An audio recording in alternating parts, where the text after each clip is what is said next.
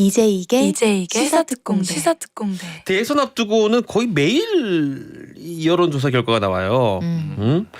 그래서 결과가 또 다르기도 해서 어떤 경우에는 접전인 경우에는 막 이 승패가 어디서 조사냐에 따라서 바뀌니까 박연미 기자는 이 여론조사 신뢰도 어떻게 봅니까? 뭐 우리나라에서 그 중앙 여론심의위원회 거의 등록돼 있는 기관이 79개거든요.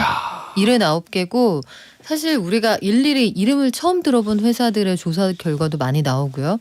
일단 청취자들이 오해하시면 안 되는 게 응답률이 되게 낮게 써 있잖아요. 그 응답률이 1,003명을 대상으로 이틀간 조사해서 응답률이 몇 %고 할 때 1,000명 중에서 응답률이 그만큼이라는 게 아니고요. 보통 15,000콜, 2만 콜을 돌려서 접촉해서 끝까지 완료해 준 사람이 1,000명에서 1,300명 된다 이 얘기거든요. 그러니까 전자는 접촉률이고 후자가 응답률인데 일단 본인이 지지하는 후보가 불리하게 나온 결과를 보면 이봐 1,000명 전화해서 150명 대답했는데 이거 가지고 그거 아닙니다. 그거 아니고요. 아주 좋은 거 지적해 주셨습니다. 두 번째는 그 하우스 이펙트라고 해서 여론조사하는 기관의 성향이 또 있잖아요. 네. 그리고 정치권에 계시다 나가서 그거 차려서 하는 분들도 사실 꽤 많거든요. 그래서 기관의 성향 아니면 방법론 그리고 거기서 문구를 만드는 그 방식에 따라서도 들쑥날쑥할 때가 있어요. 그래서 그런 걸 두루두루 고려하면 사실 전 세 번째가 제일 크다고 보는데 세상에 싸고 좋은 건 없는 거예요. 그러니까 신뢰도를 높이려면 비밀 안심번호 이런 거 사가지고 비싸게 그러니까 깊숙하게 면접을 통해서 이렇게 해야 되는데 보통 그렇게까지 못한단 말이에요. 그리고 이렇게 지금 여론조사 기관은 그 한여름에 해수욕장에서 그 파라솔 파는 그런 장사랑 비슷한 거거든요. 대목이라서 빨리빨리 돌려주고 많이 일감을 받아야 되니까 싸게 덤핑하는 경우가 많아서 그래서 왔다 갔다 하는데 기자들이 그 와중에 이제 그 크게 출렁이는 것만 보도를 하니까 오늘은 이재익 PD가 1등이었다가 내일은 김준일 대표가 1등이었다 이렇게 보이는데 한 기관 거의 추세를 보시면 그나마 좀 덜 헷갈리실 수 있어요. 와 완전 똘똘하게 여러분들 좀 뭔가 이 혼탁한 안개가 거치는 그런 느낌 들지 않습니까? 이분은 사실 더 관심이 많을 것 같아요. 왜냐하면 기본적으로 이 팩트 체크를 오랫동안 하셨던 분이고 하니까 김준일 대표 이 여론조사 어떻게 봐야 됩니까? 추세 말씀을 하셨고요. 그건 되게 중요합니다. 그래서 사실은 언론이 좀 문제가 있는 게 언론사가 의뢰해서 뭐 이제 나오는 결과들이 보수냐 진보냐에 따라서 그 의뢰인이 굉장히 차이가 많이 나요. 이게 좀 심하다 제가 보기에는. 그래서 언론이 특히 튀는 여론조사를 자제를 할 필요가 있습니다. 너무 튀면은 이거는 걸러야 된다. 믿고 거르는 뭐 있잖아요. 좀 걸러야 되는 여론조사가 몇 개가 있는데 명예훼손으로 제가 소송당할까봐 말씀은 못 드리겠는데 정파성이 매우 강한 데는 좀 거르고 보셔야 되고 두 가지를 좀 크게 말씀드릴게요. 하나는 ARS냐 전화 면접이냐에 따라서 차이가 좀 많이 나요. 이거는 응답에 대해서 적극적이냐 아니냐라는 건데 지금 이번 대선은 특히 응답자들이 좀 몸을 많이 사리거나 찍을 사람이 없다라고 하면은 ARS는 이런 겁니다. 전화를 가려면은 당신은 어디 지지자입니까? 이렇게 기계가 물어보는 거잖아요. 바로 끊습니다. 네, 맞아요.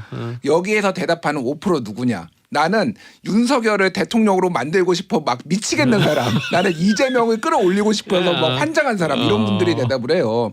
이러면은 이 고관여층이 하면은 이거를 이제 뭐 보통 선행지수라고 얘기를 하는데 상대적으로 더 지지하는 쪽이 많은 사람이 좀 더 잘 나와서요. 일반적으로 전체 추이를 보면은 윤석열 후보가 굉장히 일관되게 1년 전부터 높게 나옵니다. ARS를. 그래서 AR에 특히 요즘 그 격차가 15%포인트 막 안팎으로 나는 것들은 다 ARS예요. 전화 면접은 단 한 개도 없습니다. 전화 면접은 대체적으로 지금 지난주에 나온 거 보면 이재명, 윤석열 두 차이가 대충 한 6에서 8% 정도 돼요. 8%포인트. 근데 ARS는 10에서 15%포인트 나옵니다. 15까지 본 적이 있는 것 같아요. 예, 그러니까 그거를 하나 유념해서 보셔야 되는 거가 있고 또 하나는 이제 이거가 유선 전화와 무선 전화 혼합이냐 아니면 무선 전화 100%냐라는 걸 조금 보셔야 돼요. 유선 전화가 들어가면은 보수 성향이 조금 더 들어갑니다. 집에 계신 분들이 아무래도 노인분들이 많으시니까 그러면은 조금 더 이 표집에 있어서 보수 성향의 분들이 윤석열 후보를 조금 더 지지하는 분들이 많이 들어갔다 이렇게 보시면 될 것 같아요. 그래서 다른 방송사 거지만 매우 훌륭한 거라서 제가 좀 소개를 해드리자면은 여론 M이란 게 있습니다. 포털에 네. 여론 M을 검색하시면 이게 MBC하고 서울대 정치학과하고 같이 만든 그 메타 분석에 뭐냐면은 여론조사가 너무 많잖아요. 네. 이거를 다 합쳐버렸어요. 그러면은 중간값이 나오잖아요. 그러면 이 추세선이 나옵니다. 그래서 아하. 지금 누가 이 뭐 여론조사 20개 정도 합치니까 누가 지금 이번 주에는 누가 이기나 이걸 다 보여주거든요. 궁금하시면 여론 M을 보면은 대충 추세가 나옵니다. 든든합니다. 좌연미 우준일.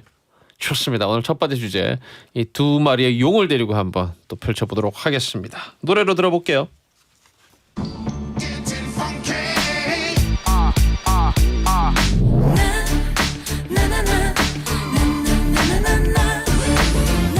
자, 난 노래가 나오고 있는데요. 어제 문재인 대통령이 이철희 정무수석을 통해서 이 야당 대선 후보들 그러니까 윤석열 후보, 안철수 후보, 김동연 후보한테 축하난을 전달했습니다. 세 사람 모두 문재인 대통령하고 가까운 사이였던 인물들이죠. 첫 번째 주제입니다. 축하의 난인가요? 애증의 난인가요?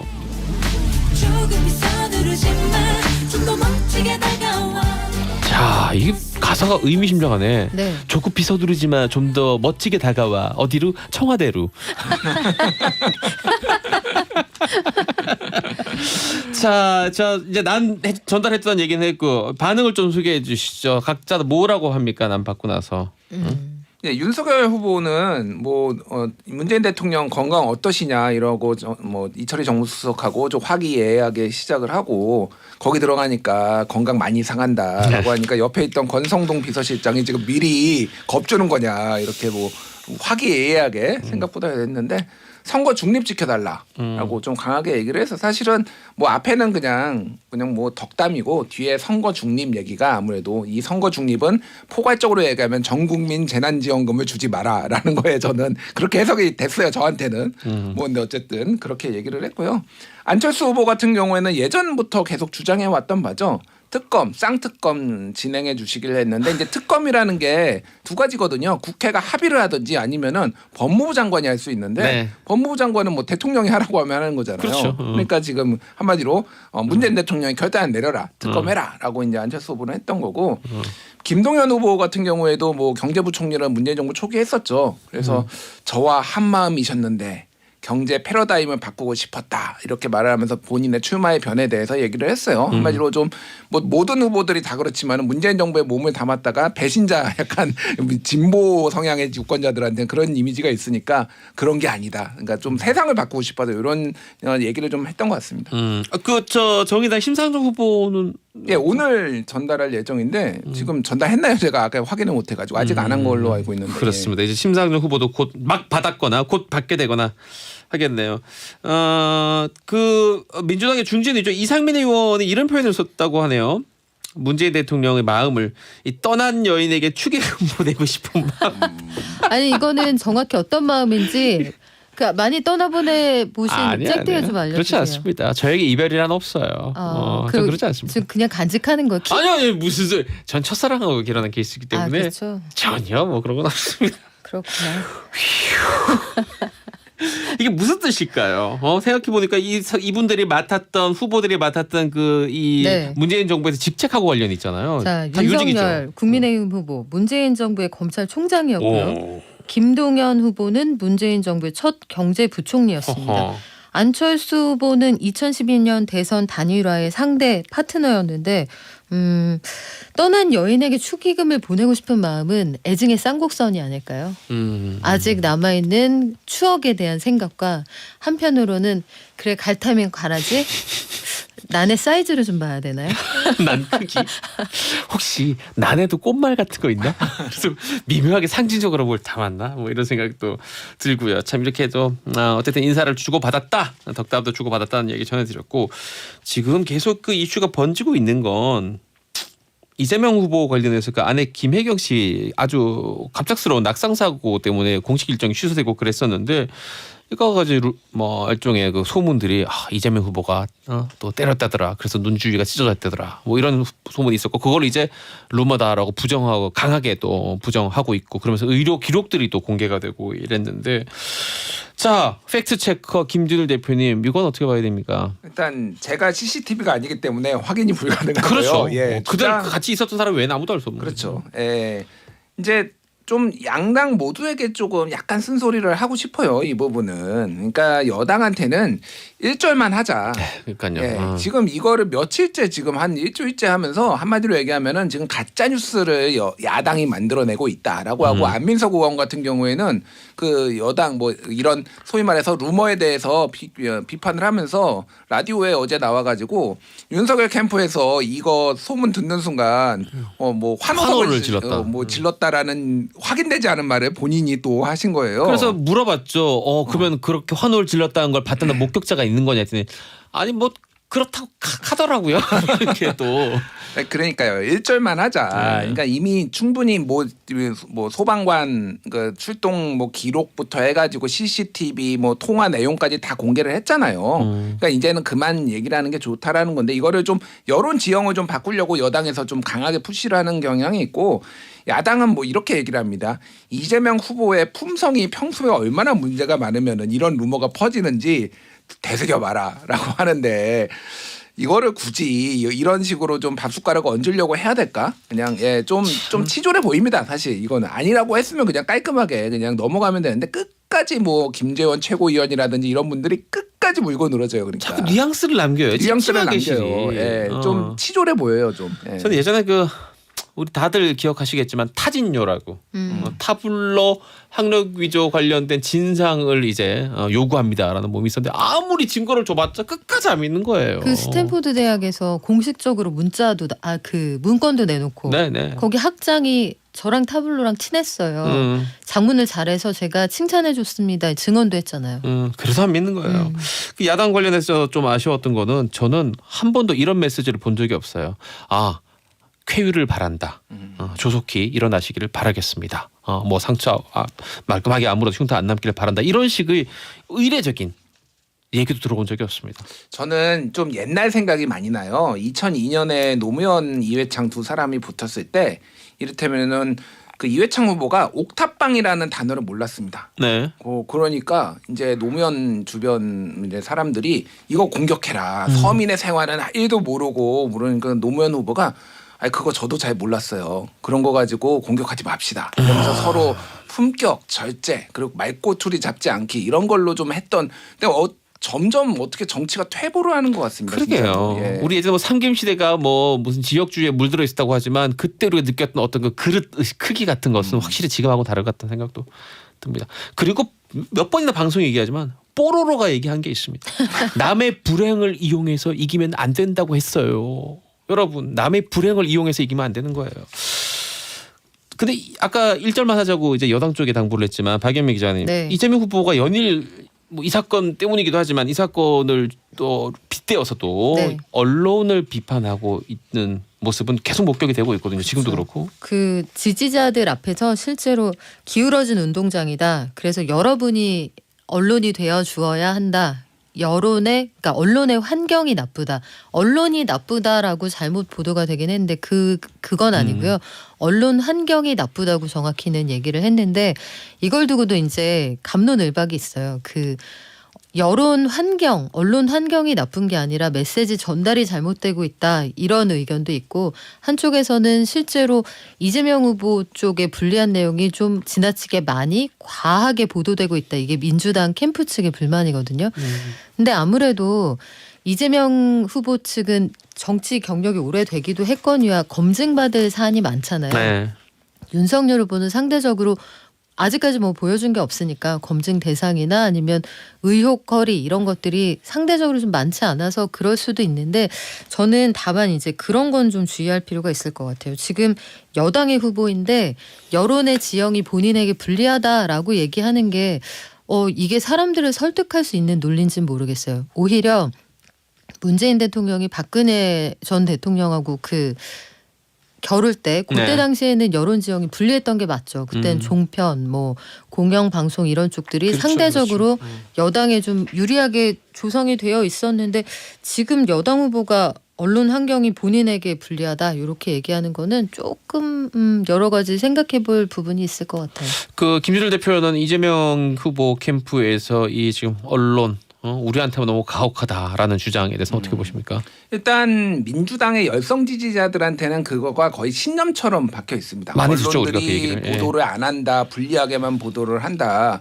근데 보수 진영에서는 지금 좌파 언론들이 지금 좌파 나팔수들이 지금 대표적으로 김준일 기자 같은 분들이죠. 예. 공영방송에 나와가지고 지금 좌파 얘기만 하고 있다라고 막 얘기를 하시는 분들도 있어요. 이게 실증적으로 기울어진 운동장론이 검증된 바가 한 번도 없습니다. 그냥 신념 체계예요. 신념 체계. 그래서 저는 사실은 이제 지지자들 결집 요즘 저는 어저께부터 약간 이재명 후보의 기조가 살짝 바뀌었는데 예를 들면은 홍남기 부총리 강하게 비판하고 네네네. 당에 대해서 180석 가지고 개혁 뭐 했냐라고 비판하고 그러면서 언론 비판하고 이게 약간의 그 차별화 선긋기 이제 문재인 정부의 선긋기와 함께 약간의 노무현 대통령을 떠올리게 하는 그런 것 같아요. 언론에 대해서 조선일보는 뭐 경세에 손 떼십시오 뭐 이런 발언부터 해서 좀 약자의 이미지를 가져가려는 거 전략적인 것 같고 실제 유서 현장에서 요 영상을 보면은 노무현 말투하고 되게 닮았습니다. 실제 이 지지자들한테 우리가 언론이 돼야 됩니다. 이 말투가 그래서 이 전략을 지금 그렇게 가져가고 있구나 이해를 했어요. 다만 노무현 대통령은 이렇게 말씀하셨어요. 예, 농부는 밭을 탓하지 않는다. 예. 그러니까 뭐 유권자들 얘기지만 환경에 대해서 하는 게 아니라 본인의 메시지와 본인의 정책으로 승부를 걸어야 되는 거고 최종 병기 활 뭐 이거는 뭐 영화긴 하지만은 바람은 계산하는 것이 아니라 극복하는 것이다. 뭐 자꾸 멋있는 말 혼자 다 하고 있어 이렇게. 아니, 그러니까 언론 환경이 안 좋았어. 나도 한마디 할게. 떨어지는 낙엽은 가을 바람을 탓하지 않습니다. 라는 말도 있습니다. 노래 한 곡 박연미 기자님 소개해 주세요. 네, 세븐틴, Rock With You. Rock with you. 너랑 같이 세븐틴 노래. 흔들어 볼래? 왜 이 흔들겠죠? 판을 한번 심하게 흔들어 볼까? 대선판을 한번 흔들어보고 싶다는 박연미 기자 얘기였습니다. 스타트 공대 세븐틴 노래 들으면서 3부로 넘어갑니다. 마무리해야 될 게 있습니다. 지금 거의 처음 보는 것 같아요. 정책으로 이렇게 맞붙은 거는 제대로 맞붙은 건 처음인 것 같은데 부동산 그리고 세금 이렇게 결합되어 있는 요 영역에서 윤석열 후보, 이재명 후보가 맞붙었습니다. 김준일 대표님 좀 소개 설명부터 좀 해주시고 본인 생각도 좀 전해주시죠. 예, 근래 들어서 처음으로 뭔가 정확하게 두 사람이 다른 걸 보여준 것 같아요. 그 전에는 뭐 이를테면은 전국민 재난지원금의 맞불 작전 50조 원 손해보상 뭐 손실보상금 이렇게 네. 얘기를 했는데, 그래서 철학이 뭐 기본적으로 녹아 있죠. 종부세는 그 국민의힘과 전신 한나라당부터 해서 계속 폐지 얘기를 해왔던 거고. 네. 그래서 지금은 이제 1인 1가구, 그러니까 1가구 1주택, 그러니까 1인 1가구가 아니라 1주택자에 한해서는 폐지하는 쪽으로 좀 이제 방향을 잡고 있습니다. 여기에 대해서 이제 뭐 이재명 후보는 증세죠. 사실상 증세인데, 그러니까 뭐 국토보유세인데 이제 한마디로 얘기를 하면은 지금 우리나라 세제가 보유세라고 하면은 재산세와 종부세를 합쳐서 이제 일반적으로 보유세라고 합니다. 근데 그렇죠. 국토보유세를 세목을 새로 만든다라는 거예요. 그래서 한국의 이제 실효세율이 매우 낮거든요. 그래서 뭐 이제 통계마다 좀 다른데 미국의 4분의 1 정도 수준이라고 생각하시면 됩니다. 한국은 그 대신에 이제 거래세나 뭐 양도세라고 불리는 다른 거래세가 세금들이 좀 있죠. 높은 편인데 어쨌든 수평적 비교는 낮지만은 보유세가 매우 낮아요. 그러니까 이거 보유세율을 대폭 올려가지고 OECD하고 비슷하게 만들고 이거를 기본 소득으로 주겠다. 기본 소득을 그러면 누군가는 많이 내고 누군가는 적게 내잖아요. 그러면 전 국민의 90%는 적게 낸다. 그러니까 더 이득이다라는 게 이제 이재명 후보 측의 얘기예요. 그래서 이거는 쟁점으로 좀 당분간 얘기가 될 것 같아요. 박현미 기자 지금 아까 네. 설명해 주셨지만 정말 방향이 완전 다릅니다. 소개가 한쪽은 줄이겠다, 한쪽은 늘리겠다인데. 근데 일단 민주당하고 국민의힘 둘 다 중산층에 대한 외연을 확대하겠다는 입장은 뚜렷하거든요. 네. 그러니까 민주당은 지금 당론으로 추진하고 있는 게 1가구 1주택의 양도세는 완화해 준다는 거예요. 그건 거의 정해진 것 같아요. 그렇죠? 그건 거의 정해져 있는 내용이고 대신에 아주 초고가 주택을 매매할 때 그때 발생한 거는 오히려 세율을 높이겠다. 근데 대다수의 경우에는 양도세 완화 혜택을 볼 수 있을 것 같고 윤석열 후보가 얘기하는 이 종부세를 재산세에 합치거나 아니면 1가구 1주택은 혜택을 주거나 이런 얘기를 하고 있는데 지금 윤석열 후보 얘기는 약간 메시지가 좀 시점상 좀 헷갈리는 부분이 있어요. 어떤 부분이죠? 올해 9월에 종부세 개정안이 통과가 돼서 이번 달 22일에 올해치 종부세 고지서가 나오거든요. 그러니까 아직 그 달라진 제도에 따른 과세가 한 번도 이루어지지가 않았어요. 근데 이게 이루어지지 않은 상태에서 또 제도를 바꾼다고 하니까 시장에서 굉장히 좀 헷갈리는 측면이 있고 또 한 가지는 공급을 대폭 늘려서 만약에 부동산 시장 가격에 영향을 준다고 하면 종부세율이나 아니면 종부세를 내야 되는 사람의 숫자가 좀 달라질 수 있거든요. 그래서 종부세 같이 이 쟁점이 되는 법안을 지금 꺼낸 이유는 아마도 그 뚜렷하게 목적하는 바가 있을 거라는 생각이 들긴 하는데 약간 다른 거 먼저 하고 했으면 좋지 않았을까 이런 생각도 들고 여하간 종부세를 건드리게 되면 이제 어떤 문제가 발생할 수 있느냐. 작년에 종부세로 걷어들인 돈이 대략 3조 원대거든요. 네. 근데 올해 예정돼 있는 과세 금액이 5조 1,138억 원. 내년에도 현재의 제도대로 걷는다고 하면 6조 6,300억 원이 거쳐요. 굉장히 큰 세수의 세수거든요. 상당한 부분이에요. 예. 부동산 세수 가운데 상당한 부분인데 이게 만약에 줄어들거나 확 감액이 된다면 지자체 예산이 확 줄어들 그 수가 부분도 있어요. 있죠. 예. 그래서 결국은 세금을 어디에 세금을 줄인다고 하면 다른 데 쓸 그 용처에 제대로 돈이 못 간다는 얘기가 되고 지금 종부세 얘기가 득표를 위해서는 되게 유효한 전략일 수 있는데 장기적으로 국가를 운영하는 데서는 아주 혼란스러울 수 있어서 저는 요거는 좀 유보적인 입장입니다만 여하간 15억 7,100만 원 이하까지는 지금은 사실은 거래 가격상 세금을 안 내거든요. 그래서 요거는 고지서 나온 다음에 다음 주 지지율 보고 나면 아마 양쪽 후보가 또 다른 입장을 내놓을 수 있다고 봐요. 똑부러진 의견입니다. 저도 하나 제 의견을 얹자면은 지금 이 더불어민주당에서 조금 착각하고 있다고 생각하는 부분이 이 부동산 안정을 위해서는 사실은 아이러니하게도 1주택자에 대한 양도세를 감면해줘봤자 아무 소용이 없습니다. 다주택자에 관련된 양도세를 그쵸. 감면해줘요. 하지만 이거는 많은 국민들이 싫어하지. 야 그러면은 그 사람들 그냥 손도 안 대고 다 털어버리는 거 아니야? 이득 주는 거잖아 라고. 하지만 생각해보세요. 아무리 양도세를 깎아준다고 해도 집이 하나밖에 없는데 야 양도세 싸졌다 집 팔자 라고 할 사람이 누가 있습니까? 매물이 늘어나지 않아요. 다주택자에 대해서 보유세를 왕창 높으면서 동시에 양도세를 낮춰줘야지 부담돼서 이때 싸게 집을 많이 내놓고 부동산 가격이 딜레마예요. 안정되겠죠. 그래서 이게 명분하고 실용 사이에서 항상 그러게요. 정책이 이 전 사회적인 후색을 높이는 방법이 뭐냐를 선택할 건지 아니면 딱 들어서 직관적으로 옳다. 이게 정의에 가깝다를 선택할 건지 이런 제도가 사실 굉장히 많아요. 공정위에도 보면 담합을 하죠. 담합을 제일 먼저 일러바치면 내가 담합의 주동자라도 그 기업은 벌금을 안 냅니다. 그리고 두 번째로 가서 일러바치면 벌금을 반을 깎아줘요. 하지만 제일 먼저 일러바친 회사가 대부분 제일 나쁜 회사일 가능성이 크거든요. 근데 그들이 가서 일러바치지 않으면 이 담합을 드러낼 수가 없기 때문에 그래서 그런 제도가 유지가 되는 거예요. 아이러니네요. 굉장히 아이러니인데 그래서 제일 나쁜 놈이 제일 벌금을 많이 깎아주거나 아니면 아예 안 내는 경우가 많아요. 대부분의 담합 사건이 그렇습니다. 그래서 이런 것들은 아주 치열하게 고민해 볼 필요가 있는데 뭐 지금 경쟁 구도로 봐서는 여기까지 가기도 어려울 것 같고 지난주에 저희가 잠깐 예고해드린 게 있는데 2030 남성만 계속 얘기를 한다고 네네네. 여성 표심 얘기한다고 말씀드렸잖아요. 그거는 숙제니까 잠깐 말씀드려야 될 것 같아요. 일단 이재명, 윤석열 20, 30대 지지율 보면 뭐 독인 객인이에요. 비슷합니다. 20, 30대에서 30% 미만의 낮은 지지율을 두 후보가 기록을 하고 있고 특히 여성 후보 지지율이 양쪽 다 낮아요. 그 와중에 윤석열 후보가 약간 높다고 해도 뭐 의미 있는 수준은 아니고 이재명 후보는 여러 가지 스캔들이나 의혹들이 있어서 그동안 쌓은 마일리지가 있고 윤석열 후보는 되게 미안하지만 쩍벌 하나로 그냥 직관적으로 2030 여성들이 싫어하는 그 이미지 자체가 형성이 되어 있어요. 네. 근데 한국 시리즈 관람하면서 이번에 또 그 자세로 앉아 있더라고요. 각도가 점점 벌어지는 느낌이에요. 아니 물론 착각인가요? 야구장이 그 의자가 굉장히 비좁기는 한데 이제 그런 게 이미지가 주는 정치의 그 어떤 메시지잖아요. 근데 둘 다 싫은데 싫은 가운데 덜 싫은 사람을 골라야 되는 게 2030 여자들의 딜레마인 거예요. 근데 이때 페미니즘이라는 걸 마치 이제 그 정치권이 액세서리처럼 오늘 옷에는 이 액세서리가 안 어울리니까 잠깐 뗐다가 다음에 달까 이런 식으로 사용하면 요거는 2030 여자들의 결집력을 지나치게 약하게 보는 거 아닌가 저는 좀 우려스러운 부분이 있더라고요. 그래 이게 정무적인 판단도 중요하지만 저는 그 페미니즘에 대한 모독이라고 생각합니다. 페미니즘은 브러치가 아니에요. 브러치가. 지금 청년 얘기와 페미니즘 얘기를 했는데 김준일 대표는 어떻게 봅니까?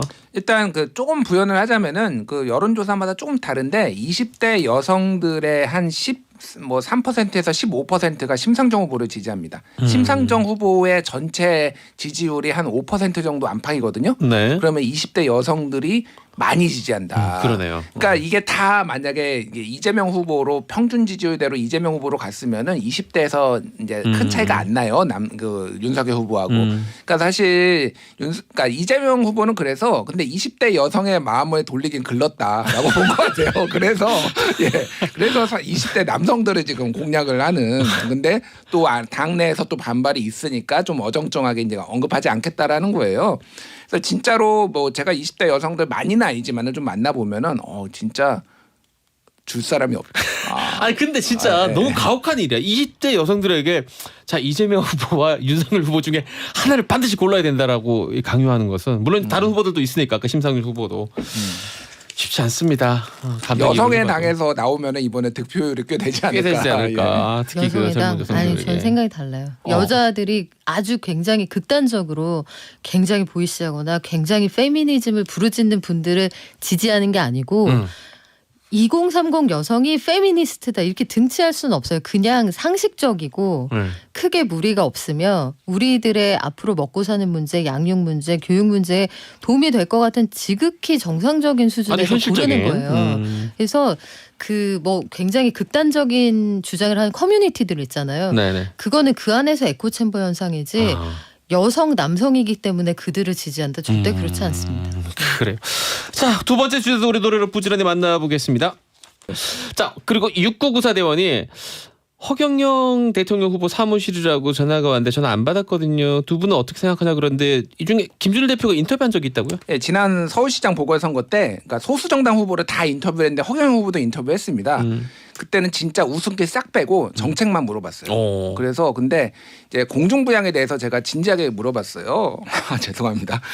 그러니까 그냥 유권자들 편하게 이렇게 좀 친숙하게 하려고 그렇게 하신 거죠. 그러니까 허경영 후보가 정색을 하면서 아니종 뜨종 이렇게 그래서 그대로 썼습니다. 그래서 제가 인터뷰에 허경영 대표 맛없는 집밥 사이에 한 줄기 빛과 같은 불량식품이죠. 네. 알겠습니다. 아니죠. 뜨죠. 좋습니다. 자, 우리 선곡왕 김준일 대표 오늘 골라온 노래는 뭡니까? 예, 거짓말, 빅뱅의 거짓말인데요. 네. 제가 요즘 환청이 들립니다. 한 정치인의 환청이. 뭐라고 했는데요? 여러분 이거 다 거짓말인 거 아시죠? 예, 여기저기서 계속 누군가가 그 얘기를 하고 있어요. 그래요. 쓸 수 있어요 이거? 지금 나가고 있습니다. 뭐 멤버들이 모두 잘못한 건 아닌데. 그래요. 지분대로. 그래요. 자, 두 분 다음 주에 뵙겠습니다. 고맙습니다. 고맙습니다.